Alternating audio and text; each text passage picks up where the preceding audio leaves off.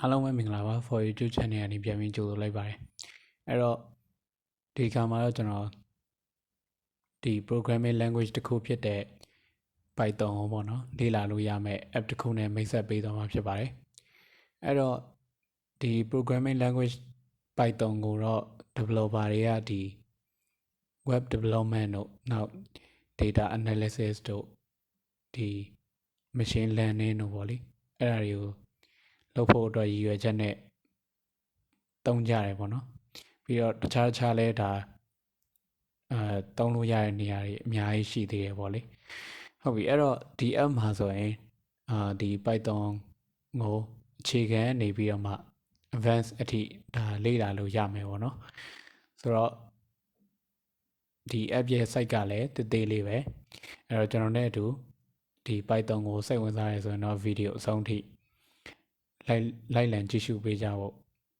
ပြောချင်ပါတယ်အဲ့တော့ကျွန်တော်မစခင်မှာထုံးစံအတိုင်းပဲ for YouTube channel ကို subscribe မလုပ်ရသေးရင်လုပ်ပေးထားဖို့နဲ့ဒီ Facebook နဲ့ Telegram မှာလည်း join ထားစေချင်ပါတယ်အဲ့တော့မှာဒါကျွန်တော် for you တင်ဆက်ပေးနေတဲ့အကြောင်းအရာမှန်သမျှကိုအချိန်နဲ့တပြေးညီသိရှိနိုင်မှာဖြစ်ပါတယ် Okay အဲ့တော့စလိုက်အောင်ဒီ app ရဲ့ link ကိုကျွန်တော်ဒီ Telegram channel မှာချထားပေးမယ်ပေါ့နော်အဲ့တော့ Telegram မှာလည်း join ထားစေချင်တယ်ပေါ့လေဒါမှဒါကျွန်တော်တို့ YouTube ကနေပြီးတော့မှ app တစ်ခုခုကို tutorial လုပ်ပေးပြီဆိုရင်ဒီ Telegram နဲ့ချိတ်ပြီးတော့မှသွားတာဖြစ်တဲ့အတွက် Telegram ကိုလည်း join ထားမှအဆင်ပြေမယ်ပေါ့နော်ဟုတ်ပြီအဲ့တော့ကျွန်တော်ဒီ app ကိုအရင်ဆုံးကျွန်တော်ပေးထားမဲ့ Telegram channel ရဲ့ link ကနေပြီးတော့မှ install လုပ်လိုက်ပေါ့နော်အဲ့တော့ install လုပ်ပြီးပြီဆိုရင်တော့ဒါကျွန်တော်ကြည့်အောင် Python tutorial MX Player Pro Play games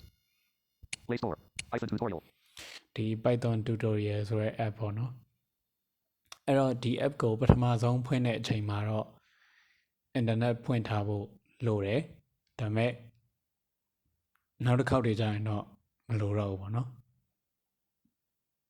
အဲ့တော့ဒီ app ထဲမှာဆိုရင်ကျွန်တော်တို့ကဒီစာသားတွေနဲ့ပဲဒီ Python app Python language ကိုလေ့လာသွားလို့ရတယ်ပေါ့နော်ဒီထဲမှာဆိုရင်ကျွန်တော်ဒီ Python နဲ့ကို Python tutorial တွေဝင်လိုက်တော့မယ်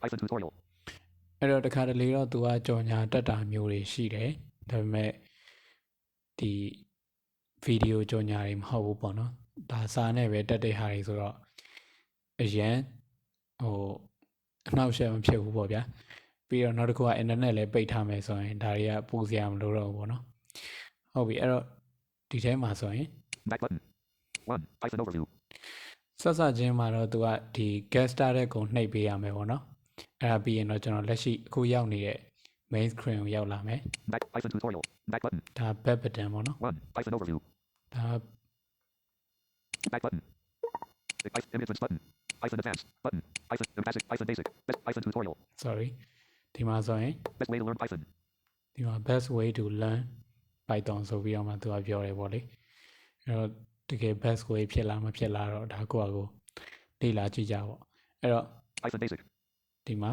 ဒါ Python basic ပေါ့လေ Python အခြေခံ basic button ဒါပြီးတော့သူ့ဘေးမှာလည်း basic button ဒီ button လေးပါတယ်အဲ့ဒါဒီ Python basic ကိုပဲပြောတာပါ Python advanced ဒါ advanced ပေါ့လေဒါအဆင့်မြင့် image button Python with AI ဒါဒီ Python with AI ပေါ့နော် MI button examples ဒါ example interview Q/A ဒါ interview Q/A ပေါ့နော်ဒါအမေးများတဲ့မေးခွန်းတွေကိုသူတို့ထည့်ပေးထားတဲ့ဟာပေါ့လေဆိုတော့ Python advanced အခုဒီ Python basic ဒီ Python basic ထဲကိုအရင်ဝင်ကြည့်အောင် Python tutorial အဲ့တော့ဒီ basic ထဲမှာဆိုရင် Python tutorial back button ဒါ back ပေါ့နော် 1 Python overview ဒါ Python overview ဒီထဲမှာဆိုရင် Python နဲ့ပတ်သက်တဲ့အကြောင်းအရာတွေ overview အနေနဲ့ဒါသိရှိခွင့်ရမယ်ပေါ့နော်ဒီထဲမှာဆိုရင်ဒါ Python ကိုစပြီးတော့မှဘယ်သူက develop လုပ်ခဲ့တယ်ဆိုတာမျိုးတွေနောက်တခြား Python နဲ့ပတ်သက်တဲ့ overview အချက်လက်တွေပေါ့နော်အဲ့တော့ 2 basic syntax 3 variable types variable types 4. Basic operators. basic operator 5. Decision making. decision making 6. Loops. loops ပေါ့နော်ဟုတ်ပြီအဲ့တော့ဒီထဲကကျွန်တော်ဒီ 3. There 2. Basic syntax. 3. 4. Basic operators. ဒီ basic operator တွေဝင်ကြည့်အောင် Python tutorial. အဲ့တော့ဒီထဲမှာသူကစာသားလေးတွေနဲ့ပဲဖော်ပြပေးထားတယ်ပေါ့နော် Python tutorial. Back button. Operators are the constructs which can manipulate the value of operands. Consider the expression 4 plus 5 equals 9. Here, 4 and 5 are called operands and plus is called operator. အဲ့တော့ဒီထဲမှာကကျွန်တော်တို့ဒီတိုင်းပဲ scroll လုပ်သွားပြီးတော့ဒီတစ်ခုချင်းရွှေ့သွားပြီးတော့မှဖတ်ရုံပဲဆိုတော့ပုံမှန်ဒီအမြင်အယုံတန်ဆွမ်းတဲ့သူတွေအတွက်ပါအဆင်ပြေတယ်လို့ကျွန်တော်တို့အမြင်အယုံမတန်ဆွမ်းတဲ့သူတွေအတွက်လည်းအဆင်ပြေတယ်ပေါ့လေ screen reader နဲ့ကောင်းကောင်းဖတ်သွားလို့ရတယ် Types of operator. Python language supports the following types of operators. Dot arithmetic operators. Dot comparison, relational operators. Dot assignment operators. Dot logical operators. Dot bitwise operators. Dot membership operators. Dot identity operators. Let us have a look on all operators one by one. Python arithmetic operators. Assume variable A holds 10 and variable B holds 20 10. Operator. Description. Example. Plus addition. Adds values on either side of the operator. A plus B equals 30. Subtraction. Subtracts right-hand operand from left-hand operand. A B equals minus 10. Asterisk multiplication. Multiplies values on either side of the operator. A asterisk D equals 200. Slash division. Divides left-hand operand by right-hand operand. B slash A equals 2. Percent modulus. Divides left-hand operand by right-hand operand and returns remainder. B percent A equals 0. Asterisk asterisk exponent. Performs exponential power calculation on operators. A asterisk asterisk B equals 10 to the power 20. Floor division. The division of operands, where the result is the quotient in which the digits after the decimal point are removed. But if 1 of 9 slash 2 equals 4 and 9.0 slash 2.0 equals 4.0, minus 11 slash 3 equals minus 4, minus 11.0 slash 3 equals minus 4.0. Python comparison operators. These operators compare the values on either sides of them and decide the relation among them. They are also assume variable A holds 10 and variable B holds 20 10. ဟုတ်ပြီအဲ့တော့ထားပါတော့ဒီလိုမျိုးပဲပေါ့နော်ဒါစာလေးဖတ်ပြီးတော့မှလေ့လာရမှာပေါ့နော်အဲ့တော့ပြန်ထွက်လိုက်မယ် Python ဒီ tutorial. ထဲမှာဆိုရင် 12. Add 0%. 9. Numbers. 8. Break statement. 7. For loops. 6. Loops. 7. For loops. 8. Break statement. 9. Numbers. 10. Strings. 11. Lists. 12. Tuples. 13. Dictionary. 14. Data dump. Time. 15. Functions. 16. Modules. 17. Python comments. 18. Python array.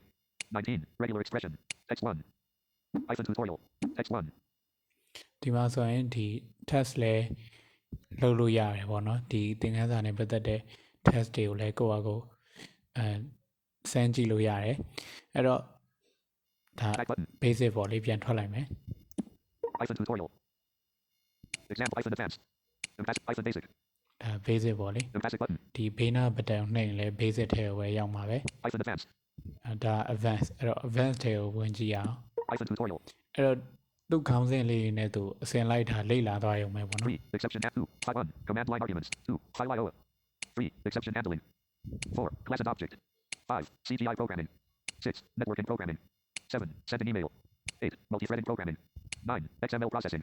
10. B programming. 11. Extension programming. 12. Python assert keyword.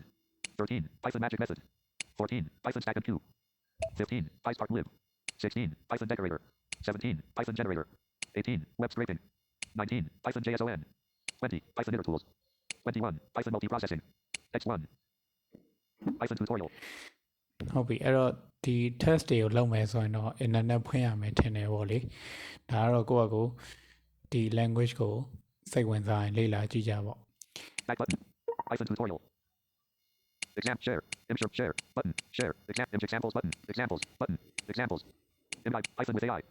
ဒါ Python with AI ပေါ့နော်အဲ့တော့ကျွန်တော်ဒီအထဲတွေကိုတော့ထပ်ပြီးဝင်မပြတော့ဘူးကိုယ့်အကိုပဲလေ့လာကြည့်လိုက်ကြပါဒီတိုင်းလေးပဲစာဒီအထဲဝင်လိုက်ရင်သူ့ခေါင်းစဉ်လေးနဲ့သူရှိမယ်အဲ့ဒီထဲမှာပေးထားတဲ့စာလေးတွေကိုဖတ်ပြီးတော့မှလေ့လာသွားရုံပဲကိုယ့်အကို test လဲလုပ်လို့ရတယ်နောက်ဒီမှာ example လဲရှိတယ် Invite button.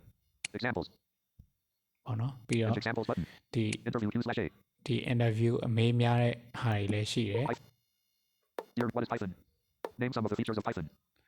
ဒါ What is the purpose of Python path environment variable? What is the purpose of Python startup environment variable? What is the purpose of Python KCI environment variable? ဒီမှာခေါင်းစဉ်မေးခွန်းလေးရှိရပေါ့နော်ကိုကြည့်ရင်လည်းမေးခွန်းရဲ့အဖြေလေးကို ဒီမေကွန်ကိုအဖြေသိချင်တဲ့မေကွန်ကိုနှိပ်ပြီးကြည့်အောင်ပဲပေါ့နော်โอเคအဲ့တော့ဒီနေ့ဗီဒီယိုကတော့ One UI home. ဒီလောက်ပါပဲဒါဒီ programming language တစ်ခုဖြစ်တဲ့ဒီ Python ကိုလေ့လာလို့ရမယ့် app တစ်ခုကိုကျွန်တော်မိတ်ဆက်ပေးခဲ့တာဖြစ်ပါတယ်အဲ့တော့ကိုယ့်ရဲ့အနေထားပေါ်မူတည်ပြီးတော့မှကိုက beginner လားဒါမှမဟုတ်ဒီ advanced လားကိုလေ့လာရမယ့်အဆင့်ကိုကိုသတ်မှတ်ပြီးတော့မှလေ့လာကြပါလေအဲ့တော့ဒီနေ့ဗီဒီယိုကတော့ဒီလောက်ပါပဲကျွန်တော်နောက်ဗီဒီယိုဒီမှာပြန်တွေ့ပါအောင်မယ်